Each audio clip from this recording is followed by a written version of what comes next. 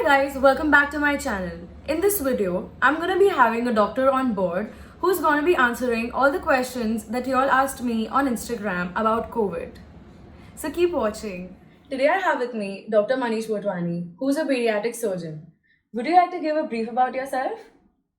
Hi friends, I'm Dr. Manish Motwani. I'm a bariatric surgeon, that's a weight loss surgeon. I'm actually into the profession of making people lose weight. But this was a typical time where the entire world is into a pandemic. And during these times, I have converted my entire hospital, that is Asta Healthcare, into a COVID hospital. And we've been working tirelessly towards taking care of COVID patients and saving their lives. That's a very thoughtful gesture. Now, moving ahead with the questions. The first question is, how serious is COVID and is it here for a short time or is it going to be here for a long time? So, friends and Disha, COVID is one disease which is primarily affecting those people who are getting exposed to it. Those who are elderly are getting affected more. Those who are having comorbidities, that is, associated medical problems like diabetes, asthma, blood pressure, are having the more severe variant of COVID because their immunity is low. But by and large, COVID 19 is something which is controllable. And I feel if we carry out the simple methods of self quarantine, cleanliness, sanitization, and social distancing, I feel we will be able to overcome this major disaster called as COVID 19. So, yes, responsible decisions from each one of us will help us overcome this. Right. There's a lot of fear of COVID 19. Should we be that scared of it? Yes, there is a fear. This is one disease which has engulfed the entire world, whether it is US, whether it is India, whether it is Europe, each and every country is under the influence of COVID 19, and the entire world has come to a standstill. So, definitely, it is a major disease. It mainly affects the lungs. And in the initial few days of COVID 19, there were too many deaths that were happening. Right. But Disha, now in the past 1.5 months, now we are taking care of this COVID hospital since almost 5 months, treated hundreds of patients. So many went to the ICU, so many were on ventilators. But what we have seen is now that we know how to take care of the disease, there is a very high success rate. People are coming out of it. Earlier, it was considered that if the patient goes on a ventilator, the patient won't come out. But now we are seeing totally a different change altogether. Possibly, we have learned and understood how to overcome that disease. And we have also understood the pattern of the disease. So, yes, it is a severe disease, it is a difficult disease to treat, but doctors, scientists, and medicines together have ensured that yes, we are now taking control of the disease. If you see, in the past few days and weeks, the number of cases per day have started going down. In Mumbai, in our place where we stay, in Mumbai, in Maharashtra, in India, overall the cases are going down and the number of deaths are going down significantly. So this is the good news, but yes, there should be some scare in us, because if there is no scare, we will not behave responsibly. The type of population we have, it is very difficult to control the population. सो थोड़ा अंदर अपने अंदर एक डर होना ज़रूरी है, जिस डर के वजह से we will keep some social distancing, we will wear mask, we will wash our hands frequently, we will ensure that we don't have huge gatherings of hundreds and thousands of people. India is a country where there are so many religions, so many festivals, and in a month you can celebrate at least 10 to 15 festivals. Right. Social distancing is a must. We have to consider all those points very seriously so that we are able to take care of the disease too. Since you just mentioned mask, do you think wearing a mask is important and which mask do you recommend? Oh, wearing a mask is one of the most important things today. because this virus is usually spread when you cough, when you speak loudly, when you sneeze, and the virus from your lungs will come out and it can affect others. So it comes in the form of droplets. So even for the one who's having COVID, he should wear a mask, he or she, and even for the one who wants to save himself or herself should wear a mask. Now it's a very good question, which mask to be used. So for example, when we are moving on the road, and most important is we have to maintain a good length of around distance of around 2 meters, that is 6 feet to 8 feet from the other person. If we are maintaining the social distancing and we are using a 3-ply or a 4-ply mask, I think so that is more than sufficient, because the percentage of virus in the air is much lesser, and if the distance between the two is high, then whatever the person might cough might just either stay in his mask or fall down. So maintain good distance and use a 3-ply or 4-ply mask. For people like us who are doctors and who are operating and we are working in a place where there is very high virus content, we usually prefer a N95 mask, or there are various other higher levels of masks that we use.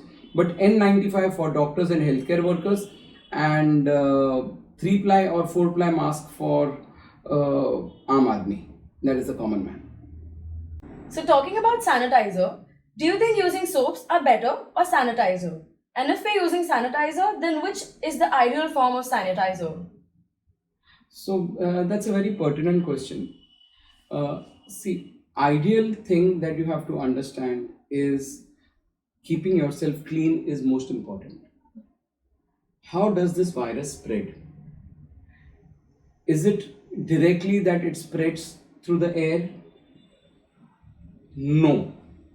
What happens is the person who's a carrier or acutely affected will cough or sneeze, and that cough or sneeze will, in the form of droplets, bring that virus on that table or on a surface. The other person comes and touches it and will touch his face, nose, mouth or eyes.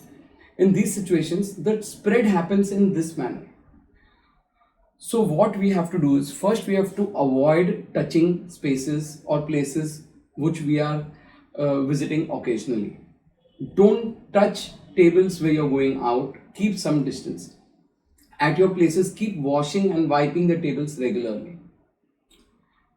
At your place, you do have soap.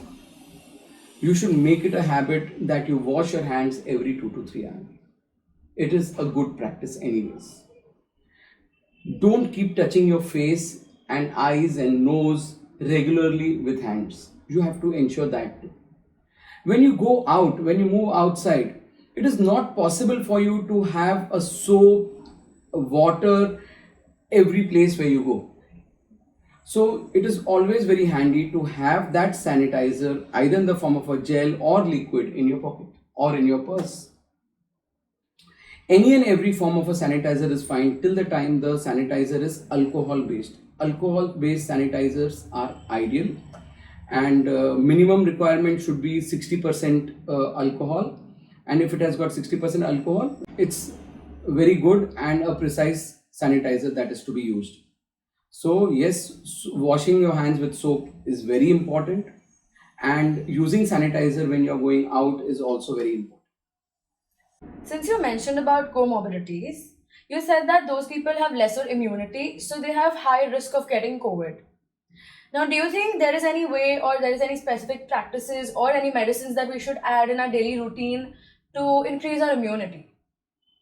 Yes, see, what I said was very clear that any and every person can get COVID, because it's going to be happening because of the various reasons that I just told you. So it is not that those people with decreased immunity or comorbidities get COVID. Any and every person can get COVID, but the COVID comes in a severe form in those patients with comorbidities. So the reason is very clear, as you just said, that their immunity is low. We should do certain practices so that the immunity goes high. That is the reason, if you would have seen now, any and every person around is taking some multivitamins, taking high proteins, taking vitamin C, taking vitamin D. All these boosts your immunity and ensures that your fighting capacity towards the virus increases. But there are certain other practices that also should be done. And what are those practices? You know those home remedies? Haldi wala doodh. So yes, that is very good. Kada, that Ayurvedic kada, you should have that. You should have warm water, have plenty of fluids, at least 3 to 3.5 liters a day, unless you have been said a big no by the nephrologist or cardiologist because your heart or kidneys cannot take that. So I feel vitamins, proteins, good quality food, less oily food, less junk food, less alcohol, less smoking will ensure that overall the body's capacity to fight diseases increases and your immunity increases and you can sustain the hit of that COVID-19 virus. Does every patient who gets tested positive for COVID-19 needs to get admitted? And what is the criteria on which you decide as to if the patient is supposed to be admitted or not? So there was a time when there was a lot of fear in the minds of people initially, where every patient was getting admitted for COVID-19. You know, it was taken as a contagious disease. It was taken a disease which is going to, there's one final end for a patient if the patient gets COVID. But it's not so now. We've overcome the disease. We have fought it well, and we have found out the best methods in which we can take care of the disease. In today's date, for example, if I have a hospital which is 50 bedded and we have dedicated all the 50 beds to COVID-19 patients, the success rate is so high and the confidence in us is so high that if I'm admitting 50 patients for treatment, I am giving at least 400 patients treatment at home simultaneously. So this is the way it has become now, because there are set protocols, there are set tests which are going to be done, and those investigations suggest whether the person is going to be okay with home treatment, whether the patient is going to go bad, whether we need to take some active steps, whether the patient will require oxygen or ventilator. Everything can be known. For example, if the patient, we get a HRCT chest done, that's a CT scan of the chest, and the CT scan of the chest says that it is less than 15% involvement. Almost 95% of the patients are treated at home if they have got less than 15% involvement. Though we don't rely only on the first CT scan, if we are treating at home, we do more investigations very frequently to ensure that we don't miss the golden period, we don't miss the golden time in which the patient can be given the best treatment. But if the CT scan shows more than 25, 35, 45% involvement, then it is better that the patient is in the hospital. Second, there are certain markers like CBC, CRP, IL-6, D-dimer, ferritin. A combination of all these markers also helps us to determine whether the patient should get treatment at home or should get treatment in the hospital. It was said that a patient's health is checked with the help of pulse thousands of years ago or hundreds of years ago. I myself am still a follower of that, and I feel if the pulse of the patient is well maintained, the oxygen levels are well maintained, the patient can be treated at home. So created a criteria for myself where I say that if the oxygen levels are more than 95 and the pulse is less than 90, I feel the patient is stable and can be treated at home. Since there's a lot of talk going on about herd immunity, could you brief us up about it? So, what is herd immunity? Immunity will be achieved only in two conditions. One condition is that everyone is vaccinated, so everyone has immunity. Or the second condition is that everyone has had an effect of COVID and everyone feels that they are safe. So these are the main two ways in which you can gather that herd immunity. So right now the vaccine doesn't seem to be coming in so soon. And if your entire population, like in an area, the entire population is affected by COVID, then yes, your body antibodies are developed and those antibodies give you immunity. So that is called as herd immunity. Once a person gets affected by COVID-19, does that person develop antibodies to fight it? And if yes, Does it stay for a lifetime, and does it mean that the person is immune from COVID-19 for a lifetime? So, when a person gets affected by COVID-19, it all depends on the type of treatment also that is given to the patient. Yes, most of the patients develop antibodies, but not all, because sometimes we give a lot of steroids to the patient also to counter the emergency or the acuteness of the disease. So yes, most of them develop antibodies, and when they develop antibodies, they become immune to the disease for a certain period of time. We are new to COVID, the entire world is new to COVID. We have not yet seen many cases of recurrences. But one thing is pretty clear, that these antibodies will not remain for lifetime. That means there are very high chances that once the antibody levels go down, the person can get affected. There are very few cases till now detected or reported who have got a repeat of COVID-19. But yes, we have to understand that we cannot just be carefree. Again, as I said, social distancing, masks, cleanliness, hand sanitizing will be always required to ensure that we don't get affected again. Now, antibodies, yes, every person might get different level of antibodies depending on the type of treatment given, depending upon how severe the virus attack was. And it is normally prescribed that after around 28 days of getting detected with COVID, or 28 days from the first day of the symptom, you should get your antibody test done. And if it comes positive, and if it is showing a good level of antibody, yes, you can consider yourself safe at least for some period of time. Coming to the last question, when do you think the vaccines are going to arrive in India? So there are multiple vaccines, Disha, which are coming up. There's a Russian vaccine which is already finished stage 3 of the trials. There is an Oxford vaccine which is done along with the Serum Institute of India.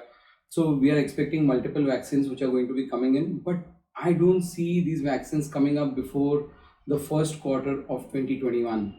And even when the vaccine comes, by when will it reach the common man? It's a big question mark.